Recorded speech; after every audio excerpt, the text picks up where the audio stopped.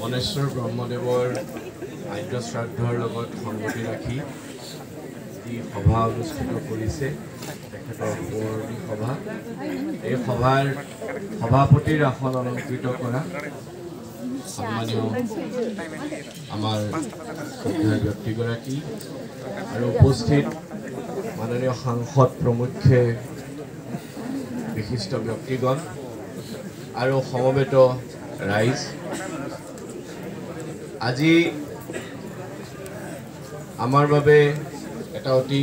দুখৰ দিন যে আমি অকালতে আমাৰ মাজৰ পৰা হেৰাই যোৱা এগৰাকী প্ৰসিদ্ধ শিল্পীৰ আজি শ্ৰাদ্ধ আমি পাতিবলগীয়া হৈছে। এজন সম্ভাৱনাময়ী, ইতিমধ্যে অসমৰ তথা ভাৰতৰো বিভিন্ন প্ৰান্তত যিগৰাকী শিল্পীৰ সুখ্যাতি আছিল, শ্ৰীমন্ত শংকৰদেৱ কলাক্ষেত্ৰ সমাজৰ তেখেত যি ললিত কলা বিভাগ আছিল সেই বিভাগৰ গুৰুদায়িত্ব তেখেতে বহন কৰিছিল আৰু আমিও তেখেতৰ ওপৰতে নিৰ্ভৰ কৰি শ্ৰীমন্ত শংকৰদেৱ কলাক্ষেত্ৰই সমগ্ৰ বিভাগটো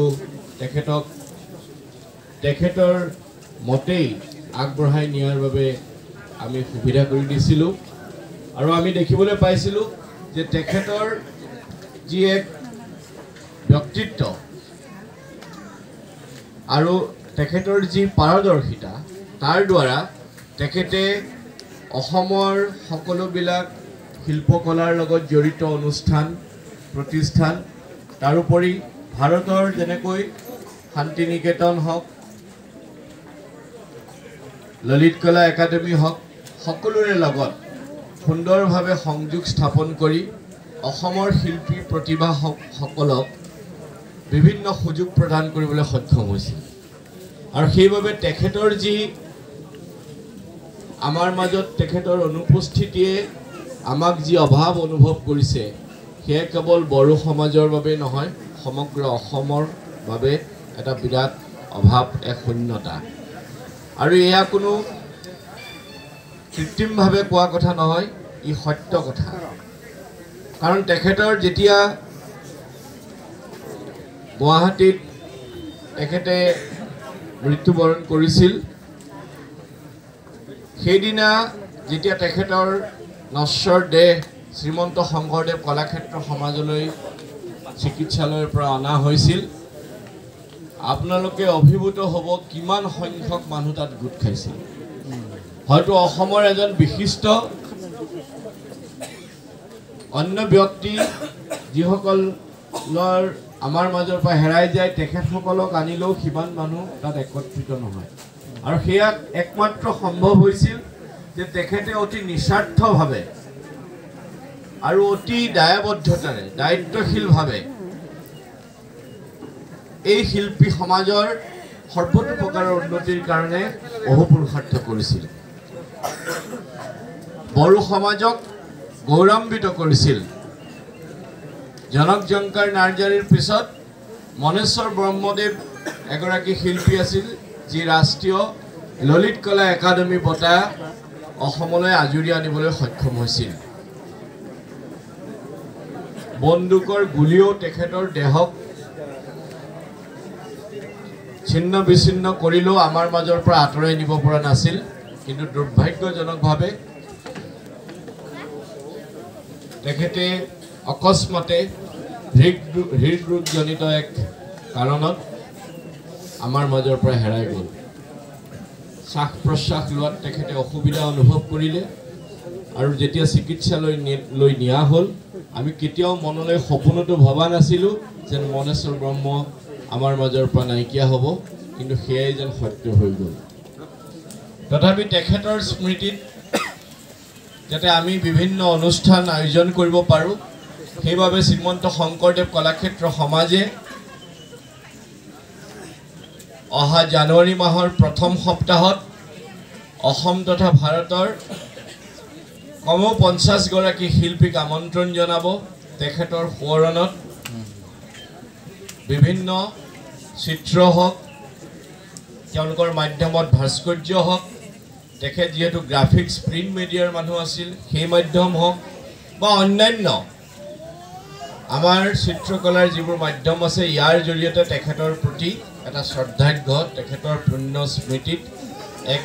তেখেতসকলৰ কৰ্ম কৰাৰ বাবে আমি আহ্বান জনাম আৰু সেইসমূহ শ্ৰীমন্ত শংকৰদেৱ কলাক্ষেত্ৰৰ যি কলা বিথিকা আছে গ্যালাৰী আছে তাত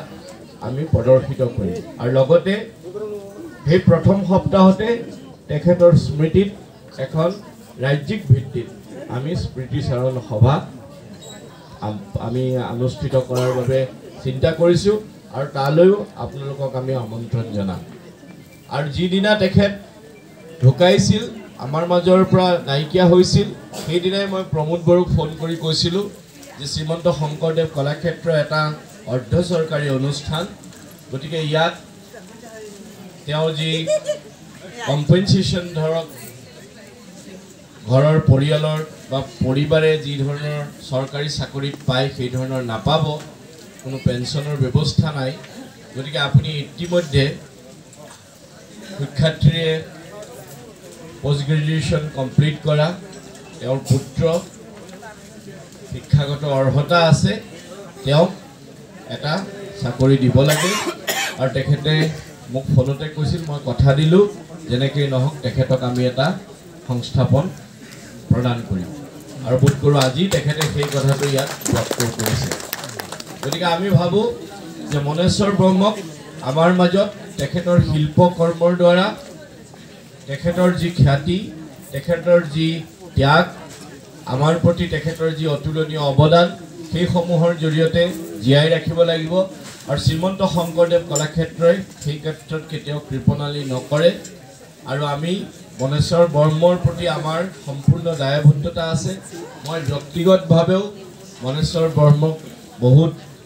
আপোন আছিল প্ৰায় মোৰ লগত অসমৰ বিভিন্ন জেগালৈ যায় আমি বিভিন্ন ক্ষেত্ৰভিত্তিক অধ্যয়ন কৰোঁ আৰু বহু কিছু পৰিকল্পনা তেওঁৰ লগত আছিল এই সমগ্ৰ বিটিআৰ এলেকাটোৰ সামাজিক সাংস্কৃতিক ক্ষেত্ৰত সময়ত আমি সেইসমূহ কৰিম বুলি ভাবিছিলোঁ কিন্তু সেইসমূহ আধৰুৱা হৈ ৰ'ল তথাপি আশা কৰিছোঁ যে অনাগত দিনত যাতে মনেশ্বৰ বৰ্ম তেখেতৰ কৰ্মৰাজিৰ জৰিয়তে তেওঁৰ শিল্পসত্তাৰ জৰিয়তে তেওঁৰ প্ৰতিভাৰ জৰিয়তে প্ৰজন্মৰ পৰা প্ৰজন্মৰ মাজত যাতে সদায় জীয়াই থাকে আৰু মই ভাবোঁ যে অসমৰ বড়ো জনগোষ্ঠীৰ ক্ষেত্ৰত এইটো একেবাৰে সত্য কথা যে তেখেতসকলৰ সমাজৰ যিসকলে পাৰদৰ্শিতাৰে জীৱনক জীয়াব পাৰিছিল তেখেতসকলক সদায় সন্মান প্ৰদৰ্শন কৰা আমি দেখিবলৈ পাই আহিছোঁ আৰু সেইটো মনেশ্বৰ ব্ৰহ্মৰ ক্ষেত্ৰতো হ'ব আৰু মই এটা কথা উল্লেখ কৰিব বিচাৰোঁ যে তেখেতে এখন সুন্দৰ PhD থেচিছ আমাৰ যি IIT আছে গুৱাহাটীত তাত কমপ্লিট কৰিছিল আৰু তেখেত মৃত্যু হোৱাৰ আগৰ সোমবাৰৰ দিনা তেখেতে সেইখন ছাবমিট কৰিছিলে মানে তেখেতে অতি সোনকালে তাৰ পৰা PhD লাভ কৰিলে মানে অলৰেডি থেচিছ কমপ্লিট আছিল গতিকে আমি IIT কৰ্তৃপক্ষক জনাইছোঁ যে এখন সুন্দৰ বড়ো সমাজক লৈ তেখেতে এখন যি গৱেষণা পত্ৰ ছাবমিট কৰিছে এটা আন্তঃৰাষ্ট্ৰীয় প্ৰতিষ্ঠানত সেইখন যদি আপোনালোকে আমাক প্ৰকাশৰ সুবিধা দিয়ে তেতিয়াহ'লে আমি যিহেতু এখন ছাবমিট কৰাৰ কাৰণে সেইখন IITৰ ডকুমেণ্ট হ'ল গতিকে আমি সেইখন যদি আমাক প্ৰকাশ কৰিবলৈ দিয়ে তেতিয়া শংকৰদেৱ কলাক্ষেত্ৰই সেইখন প্ৰকাশৰ ব্যৱস্থা কৰিব গতিকে আপোনালোকে এতিয়া মনেশ্বৰ বৰ্মক কেনেকৈ তেখেতৰ শিল্পসত্তাৰ জৰিয়তে শিল্পকৰ্মৰ জৰিয়তে সমাজত জীয়াই ৰাখে আপোনালোকৰো দায়িত্ব আছে আৰু সমসাময়িকভাৱে শ্ৰীমন্ত শংকৰদেৱ কলাক্ষেত্ৰ সমাজেও তেখেতৰ প্ৰতি শ্ৰদ্ধাৰ্ঘ্য অৰ্পণ কৰিব আৰু তেনেধৰণৰ কৰ্মৰাজি অনাগত সময়ত আগবঢ়াই নিব সদৌ শেষত তেখেতৰ পুণ্যাত্মাৰ প্ৰতি আজিৰ এই দিনটোত মই বিশেষভাৱে মোৰ সেৱা নিবেদন কৰিছোঁ আৰু মই বিশেষ কামৰ বাবে উভতি যাব লাগিব সেইকাৰণে বেছি সময় ইয়াত আৰু কটাব নোৱাৰিম গতিকে আপোনালোকৰ পুনৰবাৰ মই সেৱা জনাই ইতিমধ্যে আমাৰ সন্মানীয় অসম বিধানসভাৰ অধ্যক্ষ বিশ্বজিৎ দৈমাৰীদেৱো আহি পাইছেহি মই তেখেতৰ লগতো সেইদিনা কথা পাতিছোঁ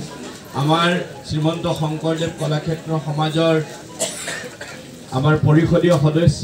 মংগল সিং হাজোৱাৰী, পূৰ্বৰ সদস্য ৰবিৰাম নাৰ্জাৰীদেৱ সকলো ইয়াত উপস্থিত আছে। গতিকে আমি এটা পৰিয়ালৰ দৰে কাম কৰোঁ। আমি সকলোৰে লগত সকলোৰে চিনা জানা আছে। আমি ভাবোঁ যে মনেশ্বৰ বৰ্মৰ যি এজন ৰাষ্ট্ৰীয় স্বীকৃতিপ্ৰাপ্ত সন্মানেৰে বিভূষিত এই মনেশ্বৰ বৰ্মৰ খ্যাতিক